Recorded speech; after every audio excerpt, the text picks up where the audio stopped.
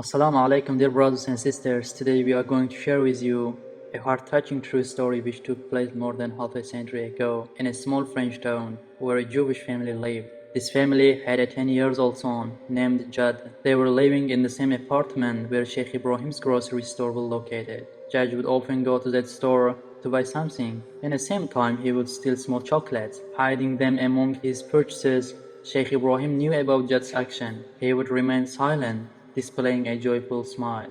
One day, Jad visited the shop but forgot to steal the chocolates. Sheikh Ibrahim, noticing this, playfully pointed out Jad's routine, telling him that he forgot to steal the chocolates for today. Jad was very guilty and feared of hearing this. He asked what Sheikh Ibrahim would do. Would he report him to the police or inform his family? However, Sheikh Ibrahim surprised Jad with an amazing response. Sheikh Ibrahim set a condition for forgiveness. He asked Jad to promise that he would no longer steal, not just from him but from anyone else as well. In return, Sheikh Ibrahim will give Jad chocolates every day without the need of stealing.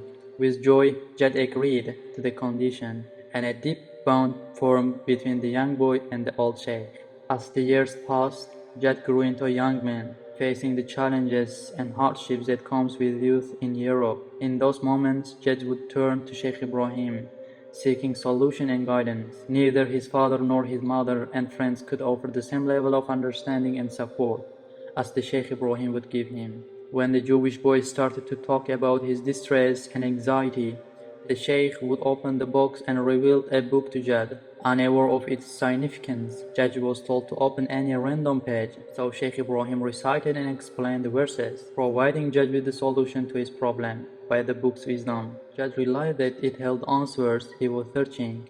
Another day he visited the shop. He realized that the Sheikh wasn't there. He asked about him and found out that the Sheikh is in the hospital.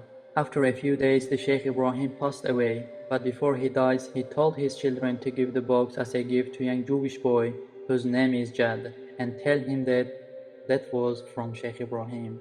They did so. They gave the box to Jad, and this young Jewish boy had no idea that is Quran.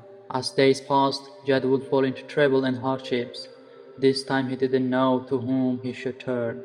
Suddenly he remembered the gift and opened the box. He took out the book. Jad didn't know it was the Quran and how to read it. He went with the Quran to search for one of his Arab friends. Likely he found a Tunisian friend who knew Arabic and French.